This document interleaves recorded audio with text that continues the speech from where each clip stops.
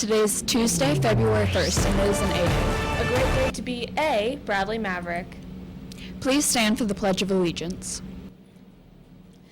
I pledge allegiance to the flag of the United States of America and to the republic for which it stands, one nation, under God, indivisible, with liberty and justice for all. Now please remain standing for a moment of silence.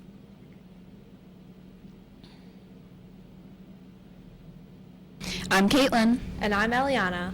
And these are today's announcements. First, Happy Chinese New Year. 2022 is the year of the tiger. Mavericks, as we saw in the Time Warp Tuesday intro, Harriet Tubman was the first black woman to appear on a U.S. postage stamp. February is Black History Month, so throughout the month we will be showing short clips about the contributions of Black Americans throughout American history. Escaping slavery, risking everything to save her family, leading a military raid, championing the cause of women's suffrage. These are just a handful of the accomplishments of one of America's most courageous heroes. Harriet Tubman was born Araminta Ross in Dorchester County, Maryland, in the early 1820s. Born into chattel slavery, Araminta, or Minty, was the fifth of 9 children. 2 of Minty's older sisters were sold to a chain gang. Even as a small child, Minty was hired out to different owners who subjected her to whippings and punishment. Young Minty's life changed forever on an errand to a neighborhood store. There, an overseer threw a 2-pound weight at a fugitive enslaved person, missed, and struck Minty instead. Her injury caused her to experience sleeping spells, which we know of today as narcolepsy, for the rest of her life. Minty's owner tried to sell her, but there were no buyers for an enslaved person who fell into sleeping spells. She was instead put to work with her father, Ben Ross, who taught her how to lumber. Lumbering increased Minty's physical strength and put her in touch with free black sailors who shipped the wood to the north. From them, Minty learned about the secret communications that occurred along trade routes, information that would prove invaluable later in her life. In this mixed atmosphere of free and enslaved blacks working side by side, Minty met John Tubman, a free black man she married in 1844. After marriage, she renamed herself Harriet after her mother. Harriet Tubman's owner died in 1849.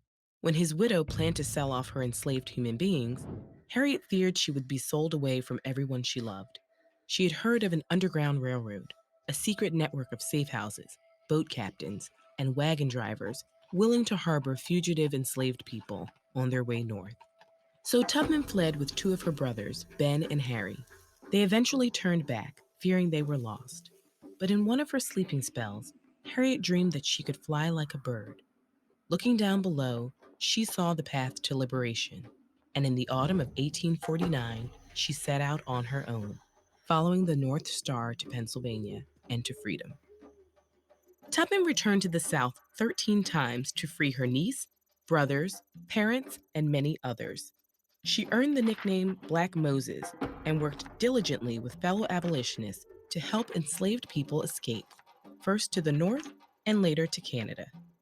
Harriet Tubman worked as a Union Army nurse, scout, and spy during the Civil War. In 1863, she became the first woman in United States history to plan and lead a military raid, liberating nearly 700 enslaved persons in South Carolina. After the war, the 13th Amendment to the United States Constitution legally abolished slavery, while the 14th expanded citizenship and the 15th gave voting rights to formerly enslaved black men. But she was undaunted, and she persisted. She raised funds for formerly enslaved persons and helped build schools and a hospital on their behalf. In 1888, Tubman became more active in the fight for women's right to vote. In 1896, she appeared at the founding convention of the National Association of Colored Women in Washington, D.C., and later at a women's suffrage meeting in Rochester, New York.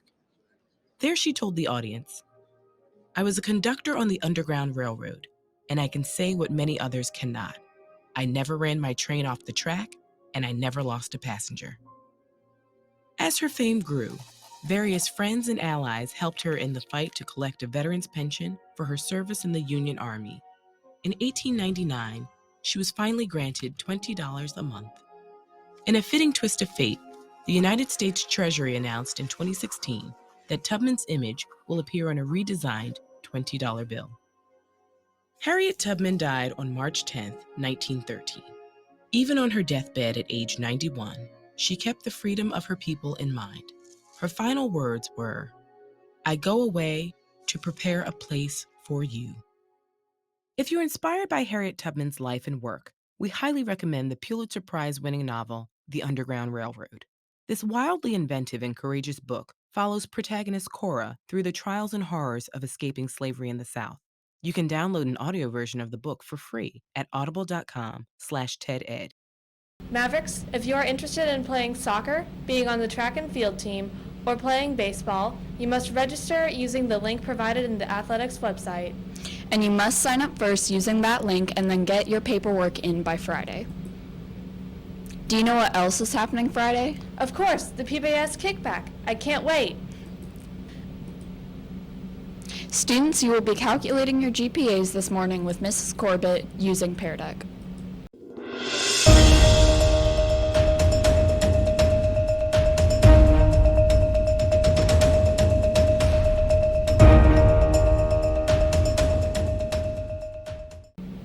That's it for the announcements. Stay tuned for the birthdays and the SEL prompt.